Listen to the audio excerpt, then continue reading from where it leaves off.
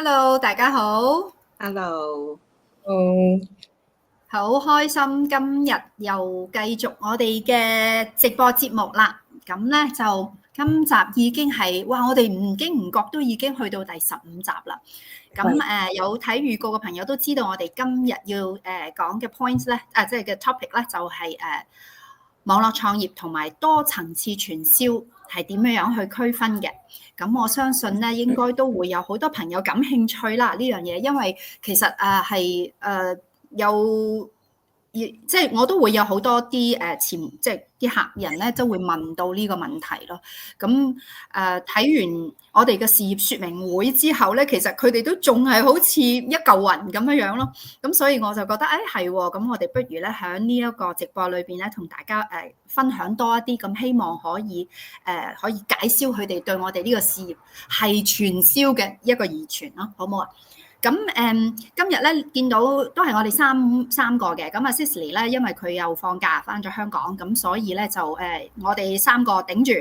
陣間咧就係由係咯，我哋三個分別去同唔同嘅點講咧？我先從我去講起先咯，因為傳銷嘅話咧，其實我自己個人，我讀大學嘅時候咧，我都做過傳銷嘅。當時係啦，咁當時咧就應該係我諗真係啱啱興起嘅嗰陣時，即係呢個咁樣嘅模式嘅話，係喺大陸啦嚇，我唔知道喺香港點啦嚇。咁跟住嗰陣時係我男朋友就即係話要做嘅，咁跟住就帶我入去做埋咁其實我都感受得到咧，事實上做咗嗰個傳銷之後，係即係話好似身邊啲周圍啲朋友親戚咧，係會覺得有少少異樣嘅眼光對我哋咯。即係雖然我唔係嗰啲好 hard sell 嗰啲人，但係即係佢哋就會覺得傳銷硬係就係會覺得得啦，唔使同我講啦，就係咁樣嗰種咯，係咯，即係會驚咗你咁樣。咁其實點解傳銷會俾人有啲咁樣嘅感覺咧？因為首先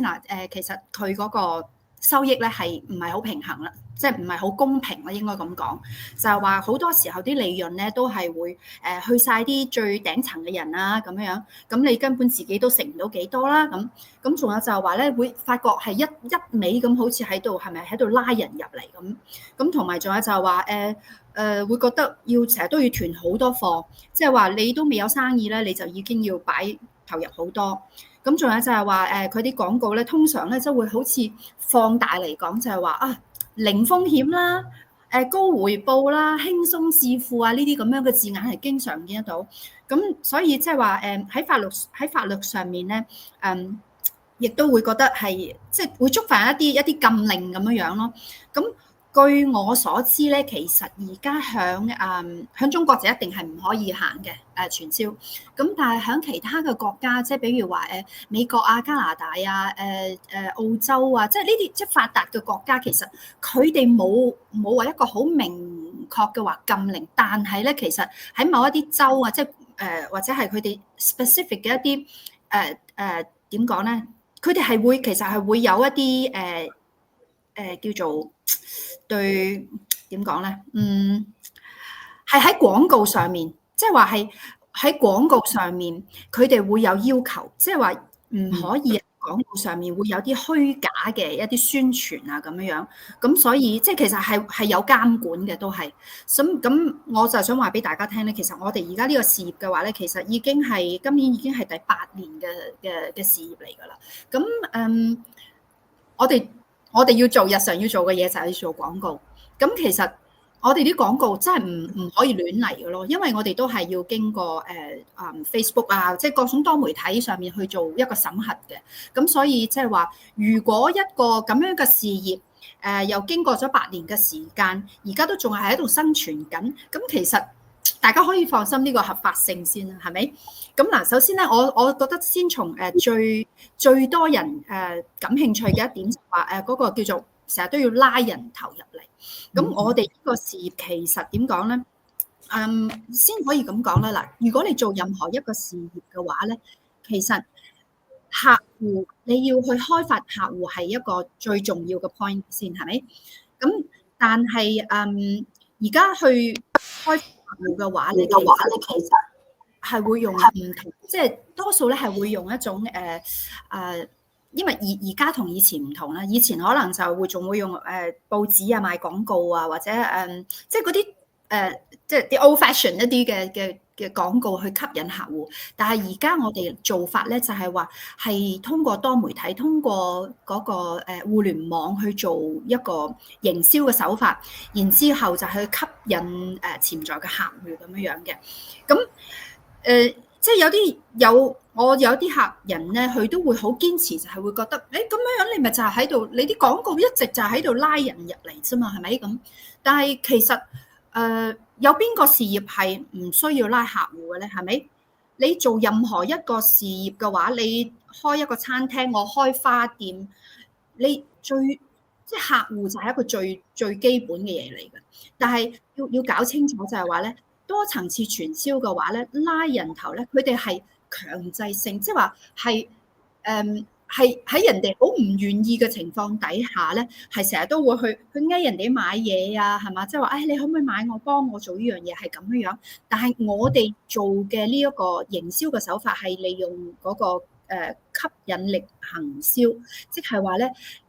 我哋做完個廣告之後咧，其實我哋係喺個內容上面去自然咁吸引一班對呢個事業有興趣嘅人入嚟。咁我哋完全係唔會有任何夾硬嚟嘅嗰種做法咯，係嘛？即係好自願嘅性質嘅。咁只要係有一啲人話，覺得呢個事業，我都想創業喎，我都覺得呢個我可以做喎。咁係佢哋自動咧係會嚟揾到我哋去傾嘅，就唔係話我哋係要為咗有咩壓力或者係上層有啲咩銷售嘅壓力要去開展呢啲客戶，而唔係咁樣嘅。咁所以即係話呢個大家可以放心。即係我希望唔好再用嗰個話我哋係拉人頭嘅做法咯嚇。咁跟住就係話係啦。咁仲有就話喺另外一個庫存方面嘅話咧，其實阿 Elsa 可以同我哋分享一下喺傳銷同埋我哋呢個網絡事業喺庫存方面嘅話咧，其實係會有啲咩區別？係希望可以你解釋得到俾大家聽嘅。好啊，多謝 Becky。咁其實庫存壓力咧，我覺得其實係一個即係好直接影響經營者心態嘅一個好重要嘅因素啦。咁先講網絡創業先啦，其實我哋係即係都幾大一個賣點，就係我哋唔需要囤貨，我哋係冇即係個庫存嗰個風險嘅。咁其實就好似Becky 講啦，即係其實無論做任何一種形式嘅生意咧，其實都一定會有即係實際嘅產品啦，或者係嘅服務衍生出嚟㗎啦。咁而我哋呢一個網絡創業，其實都會有產品喺度，當中係存在嘅。咁我哋嘅創業平台咧，所合作公司係一間係國際性非常之有影響力嘅公司啦。咁而呢一個亦都會作為我哋即係背後嘅一個好重要嘅金流嘅部分嚟嘅。咁點解我哋個網絡創業嘅平台係咁即係受咁多人嘅追捧咧？其實其中一個除咗我哋有一個好即係好勁啦、好 powerful 嘅一個系統之外咧，其實仲有全方位嘅學習資源啊等等啦。咁最重要就係當然我哋合作嘅嗰個公司咧，其實係即係唔單止實力雄厚啦，咁喺全世界全球咧已經有超過20個國家有據點㗎啦。咁所以先至可以真正做到真係唔需要囤貨，亦都係一個完全係冇即係業績壓力喺度啦。咁比起經營者咧，其實真正係一個靈活嘅個靈活性咧，就係可以自由去運用自己同埋控制嗰個資金嗰個彈性係喺呢度咯。即係除咗係嗰個靈活性，除咗話係你除咗可以有網絡手機電腦你就可以經營到你嘅事呢個靈活性之外咧，我覺得另一個好重要嘅靈活性就係你可以點樣去運用你個資金去經營你嗰個事業，都係一個好緊要嘅一個因素咯。咁呢個亦都係我非常之喜歡呢一個事業嘅其中一個部分，其中一個咋嚇。咁另外啦，再講下傳銷先。咁傳銷咧，其實傳統嘅傳銷模式咧，好多時候咧都係需要經營者喺加入嘅時候咧，你就要購買即係一定數量嘅產品啦。咁呢個先至可以去啟動呢個事業啦。咁對於經營者嚟講，其實無疑係一個好大嘅心理壓力嚟嘅。即係我都未開始，我已經要買一大堆產品翻嚟，咁你又要後尾你又要自己去即係推銷啊、推廣你啲產品啦咁樣。咁因為咧，其實每隔一段時間，你可能係每一個月啦，或者係一個季度啦，你又必須要去再即係購入相關嘅產品去維持你嗰個經營嘅狀態，先至可以係即係繼續去經營你嗰個即係生意嘅。咁而買入咗嘅產品，你大家要需要自己去做推廣同埋去做銷售啦。咁有時變相就好似頭先 Becky 咁講啦，要即係講嘅拉人嗰個情況啊，同埋去打攪啲親朋戚友啦，其實真係都幾煩嘅。其實我自己都真係幾唔中意做呢一個部分啦。咁好慶幸就係我哋呢個網絡創業系統其實係即係唔需要我哋去做呢一樣嘢咧，亦都係我哋好大嘅一個賣點啦。咁再加上咧，其實要自己去揾客源咧，咁去做銷售係一件非常之耗時，亦都係冇乜效率嘅一個工序嚟嘅。咁但係你唔賣又唔得喎，賣唔晒你又好頭痛，咁你有啲貨係自己啃咗佢啦，係咪先？咁同埋你即係如果當你自己做嗰個銷售嘅時候咧，其實嗰個地域限制係好有限嘅，即係可能你淨係可以做 local 嘅市場啦。譬如你話我朋友喺外國話想要我啲產品喎，咁你嗰個運費你又要自己去承擔，其實所以就係即係嗰個銷售嘅方面咧，其實唔係咁完善咯。咁而透過我哋嘅網絡創業平台咧，我哋除咗有呢個 AI 自動化系統啦，同埋由篩選客戶到完成銷售呢一個成個銷售個過程，其實係好電腦化，你完全係唔需要即係諗點樣去點樣去開發啲客戶啊，或者係我哋去點樣去要啲人去買我啲產品啊點樣，其實唔需要嘅。咁啊唔使再揾啲三姑六婆幫襯嘅麻煩啦。咁而我哋嘅客戶咧，亦都係觸及全球嘅，所以個商機係無限啦。呢個咧就係我今日少少嘅分享啦。OK，多謝 Elsa 呢個三姑六婆都係係啊。咁即係咯，即係話即係有個地域性喺度，所以就變咗話你，因為你發展唔到外邊嘅人，所以你必須就要喺周圍嘅三姑六婆度去冇錯啦。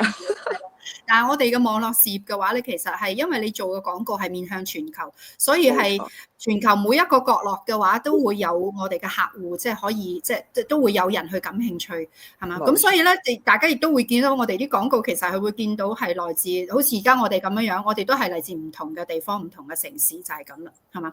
咁 OK，咁另外一樣嘢就係話喺個費用方面啦，咁或者 Holly 可以同我哋分享一下呢個傳銷同埋我哋呢個網絡事業嘅話，喺費用方面會有一啲咩唔同嘅係咯，有啲咩區別咧？好啊！一講到費用，大家都係好關心噶啦，因為我哋都收到好多人問，即係了解呢個事業，畢竟都會問究竟要用幾多嘅費用嘅咁樣。咁我哋嘅事業咧就係話，如果有啲觀眾啦，可能已經係即係睇咗我哋本身嘅一啲免費說明會，然之後佢想進一步咧，其實我哋有個步驟就係需要俾我哋嘅美金，即係149蚊嘅，係啦。咁當然好多人就問啦，點解可以俾啊？咁就卡喺呢個位嘅。咁但係想解釋翻俾你聽咧，其實我哋唔係話刻意要攞149蚊去令到大家為難你哋啦，或者要隱瞞一啲嘢嘅。但係其實我哋嘅149蚊係一個保證金。因為我哋係想去真係揾到一啲我哋真正想認識呢個事業嘅朋友啊，因為大家嘅動機啦，同埋有幾大嘅行動性咧，都係好重要。因為我哋每一日都好多人問我哋，咁唔係話每一個人都真係好想去創業，係啦。咁我哋嘅保證金就係想確保我哋真係將一啲時間同埋資源咧，放喺一啲真係願意去行動，同埋好認真做功課嘅朋友，係真係希望全力去協助佢哋成功嘅喎。咁你諗下，即係話你好想加盟一間公司，你走去 Starbucks 嗰度，你走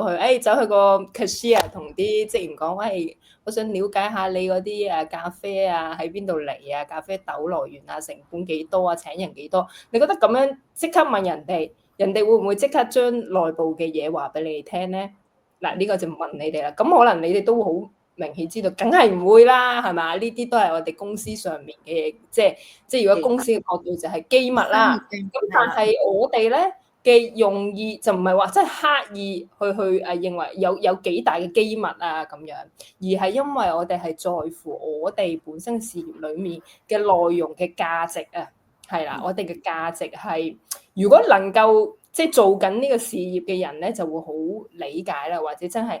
覺得呢個事業睇到呢個事業嘅價值嘅朋友咧，佢哋就會好明白呢一點啦。因為我哋真係想俾一啲真係有興趣、有行動力、想改變生活嘅人。咁有時就係話嗱，又可以問喎，有時我哋覺得免費嘅嘢係咪一定好咧？嗱，我分享我自己嘅經驗，我試過咧。